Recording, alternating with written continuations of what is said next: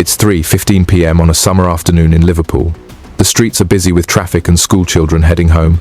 But inside one house, the atmosphere is different. Men gather for an illegal substance handover. Cash is stacked. White powder is ready for collection. They feel secure, until the door bursts open. Stephen French walks in, armed, direct. He has come to take. French is armed, tall, and direct. The men freeze. They know his face. They know the name. It carries weight in every street of Liverpool.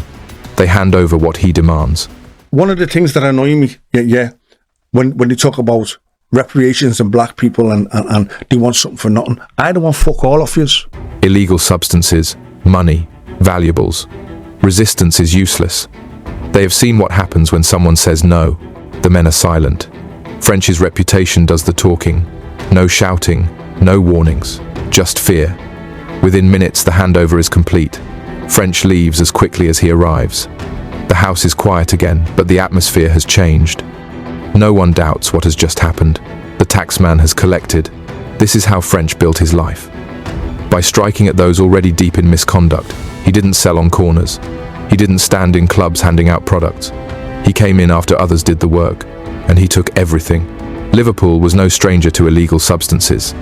By the 1980s, H had swept through the estates. White powder followed.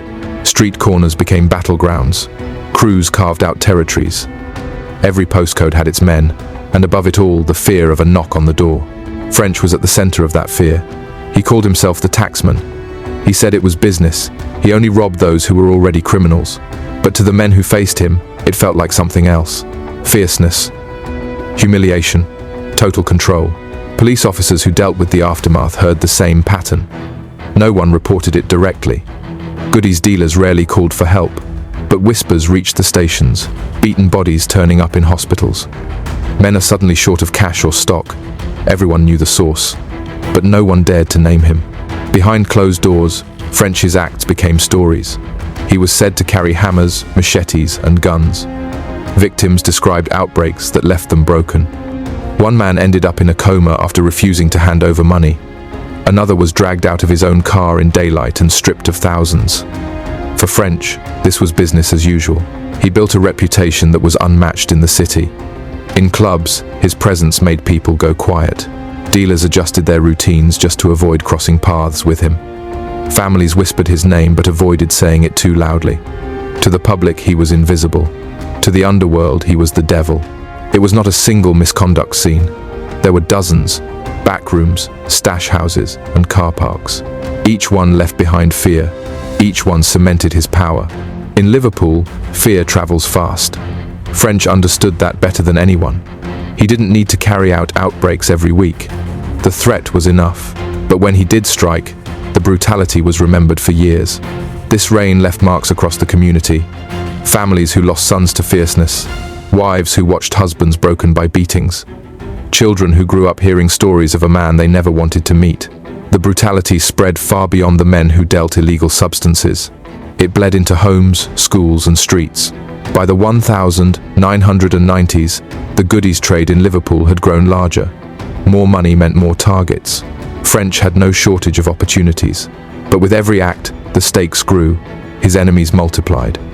Younger men came up armed with new weapons, new crews, new ambitions. Still, for years, none of them matched his control. The police began to take notice in stronger ways. Surveillance increased. Operations were launched. But French was careful. He chose moments when victims would never go to authorities. That silence protected him. It made him untouchable. Yet, beneath the fear and control, severity followed him too. His brother Andrew passed away in 2003, shot in an illegal substances feud. French himself survived attempts on his own life. Shootings, ambushes, moments that showed no man, however feared, were beyond reach. But in the 1980s and 1990s, the image was fixed.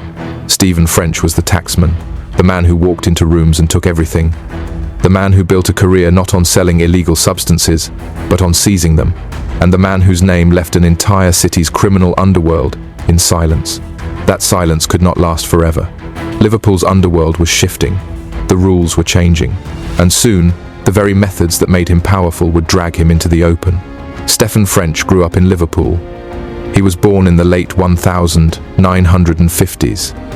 His early years were marked by struggle. Poverty shaped his childhood. He was of mixed-race heritage. His father was Jamaican, his mother was white. In those years, racism was common in Liverpool. The city had a long history with racial tension. French carried the weight of this background. He often spoke about feeling like an outsider. By the age of 10, he was already in trouble. He was drawn to the streets. School didn't hold him. Teachers saw him as disruptive. Discipline came with force. French responded with defiance.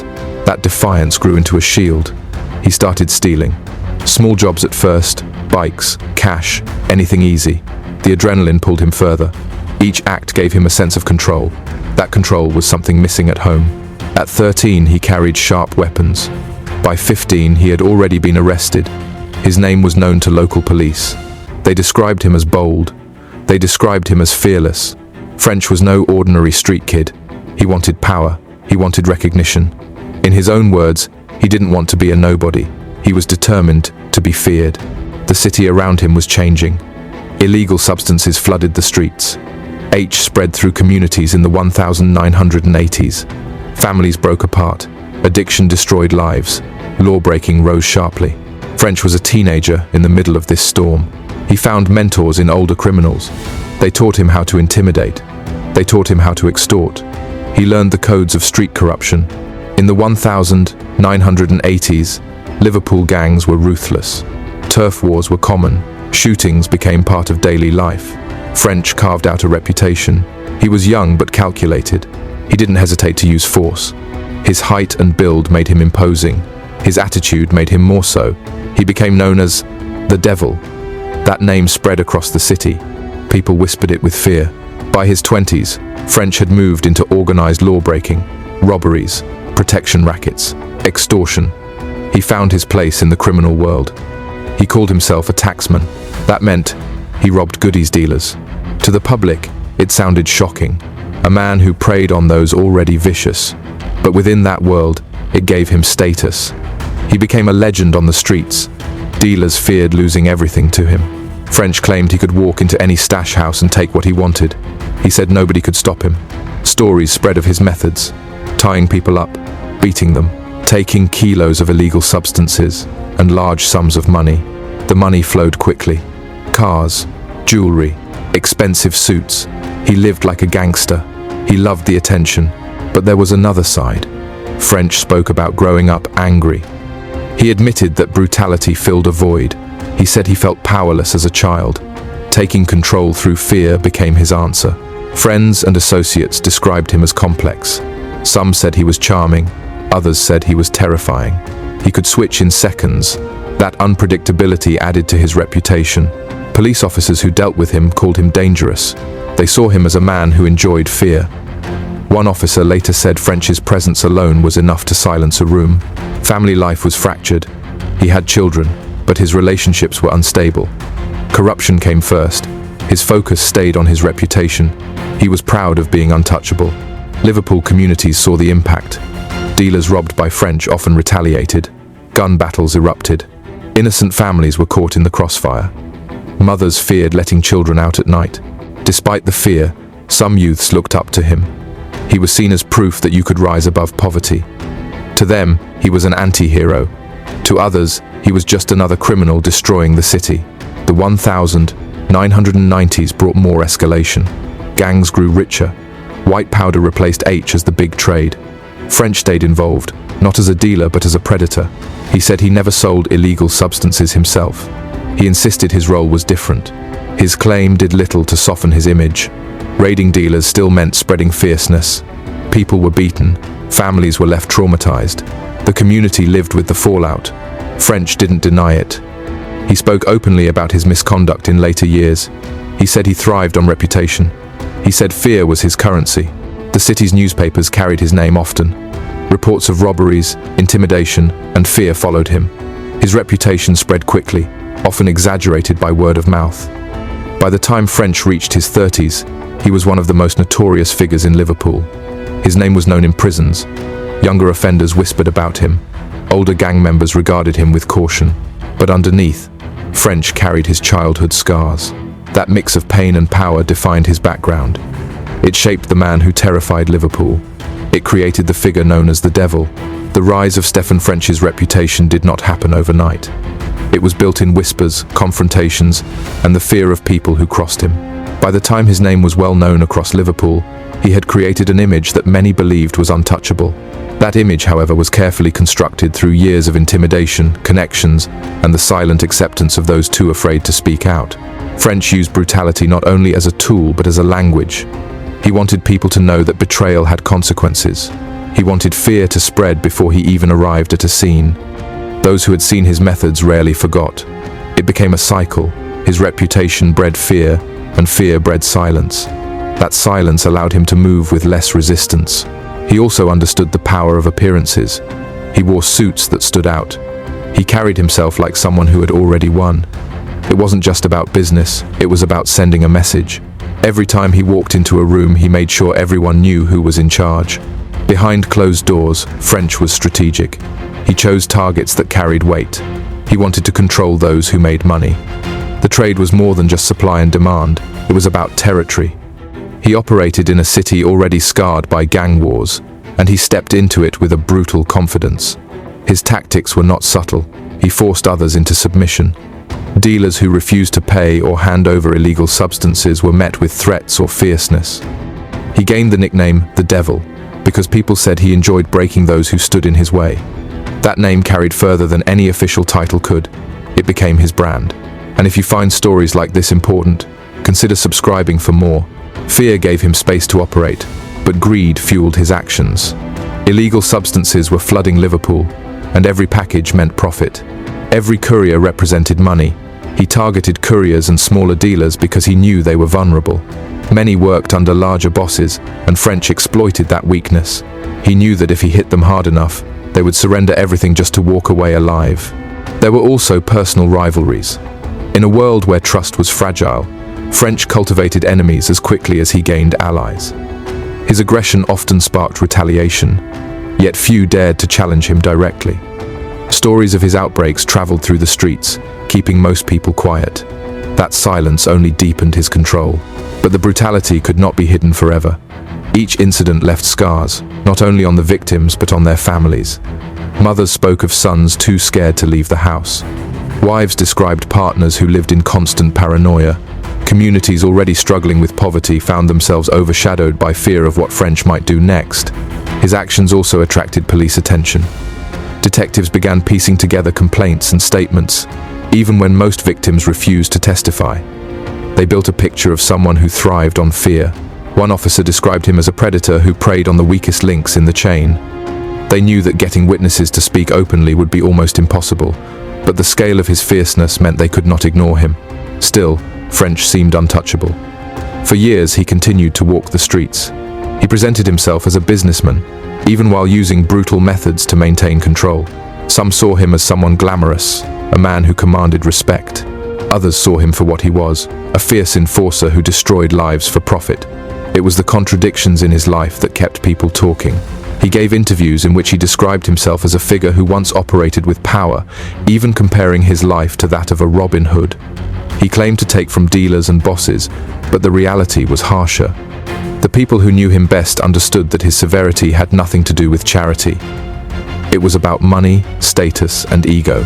Over time, his reputation started to work against him. The more people feared him, the more attention he attracted. Stories of his acts circulated not just in whispers, but in public conversations. The legend he had built became harder to manage. The police heard those stories, the press caught wind of them, and soon his image was not just that of a feared enforcer, but of a man whose time was running out. The city itself was changing too. The police were becoming more determined to take down fierce figures. Surveillance improved. Operations against gangs became more frequent. French, who had thrived in an environment of silence, now found himself under a spotlight. His past methods, once effective, began to backfire. Friends turned cautious. Associates who had once relied on him looked for ways out. Fear that once protected him started to isolate him. The same brutality that built his name began to tear down the walls around him. It was no longer just about the people he hurt, but the system that was slowly surrounding him. For the families caught in the middle, the damage had already been done. Many still lived with the trauma of his actions. The fear he created lasted longer than the money he made. His rise showed how one man's choices could scar a community, leaving wounds that would not heal easily. By then, French's story had reached a turning point. He had built an empire on fear, but cracks had started to show. What once seemed unstoppable was now beginning to collapse. His vehement past could not remain hidden. Every step he took carried the weight of the lives he had broken, and soon those steps would lead directly into the courtroom. In 2013, Stephen French was arrested. The incident was simple but damaging. He had confronted a businessman with a pistol. The weapon was a replica. Alongside it, he also had a machete. He threw both into the River Mersey, but an off-duty police officer saw him. The spot was marked. Officers recovered the items. It was enough for a charge. The arrest gained heavy media attention. His name was already known in Liverpool. This case pushed him back into the spotlight. Headlines described him as a feared gangster. His past reputation overshadowed the details of the misconduct. French later described how his arrest unfolded. He said he was taken first to St. Thomas Street police station. He spent over a day and a half there. By then, word had already spread. Inmates at HMP Liverpool knew he was coming. He recalled hearing that prisoners had made threats before he arrived. According to him, messages circulated on the wings. They were calling him grass. They were planning what they would do when he walked in. By the time he reached the jail, the atmosphere was hostile. French said he arrived in the evening. The sound hit him first. He described howls, whistles, and shouting from prisoners. Many were yelling that they wanted his head. They were promising fierceness. The following morning, he was taken to B Wing. That wing held about 250 men. The tension was heavy. French said he decided to act first. He shaved his head, then he walked onto the landing. He stood openly in front of everyone. He dared them to confront him. He later said the response surprised him. The noise stopped. He claimed the wing went silent. Nobody stepped forward. He believed the show of confidence prevented an outbreak. He stayed on the wing without being targeted. French shared these memories years later in a podcast. He spoke with Sean Atwood on Untold Prison Stories. The series covered his life, his acts, and his time inside. French used the platform to explain his past. He admitted the arrest was his downfall. Being a public figure made him an easy target. In court, the case against him was straightforward. He had gone after the businessman. He had been seen discarding weapons. There was little room for argument. In 2013, he was sentenced to 3 years in prison. For someone of his profile, the jail term was a major moment. He had once been at the top of Liverpool's criminal underworld. Now he was locked in the same cells as the men he had built a career robbing. The press covered the conviction closely. They reminded readers of his history. They repeated the nickname, the Devil. Articles described how he used to rob substance dealers. They highlighted his reputation for brutality. The case was treated as the fall of a figure who had once inspired fear. French himself later tried to separate from that image. He said he didn't like the term gangster. He acknowledged that the nickname was forced on him. He insisted it was a product of its time. He pointed to 1980s Britain. He said conditions in that period shaped the way he acted. He also explained his other side. He had been a champion in martial arts. He held English, British, and European titles in kickboxing. He was a university graduate. He had completed a postgraduate degree at Liverpool University. He said his life was built on 3 parts: martial artist, academic, and gangster. But in prison, none of that mattered. The reality was survival. He said prisoners were waiting to test him. The threats were real. His reputation drew hostility. His way of handling it was to confront the danger head-on. When he came out of prison, his story remained controversial. Some people still saw him as a fierce man who had lived off fear. Others noted his attempts to rebrand himself. He promoted himself as a peace activist. He appeared in the media, speaking on issues of brutality and gangs. French always insisted he was not glorifying his past. He said he was simply telling events as they happened. For him, there was no need to exaggerate. The facts spoke for themselves. His 2013 arrest and sentence marked the end of an era. It confirmed that his criminal career was over. For the community, his downfall was symbolic. Liverpool had seen waves of corruption across decades. French had been part of that world. His conviction was seen as a turning point. It was proof that even the most feared figures could be brought down, yet his name still carried weight. Even years later, his story continued to be retold. Whether in court, on podcasts, or in newspapers, his past followed him. The 2013 case ensured that the reputation of the devil would not be forgotten.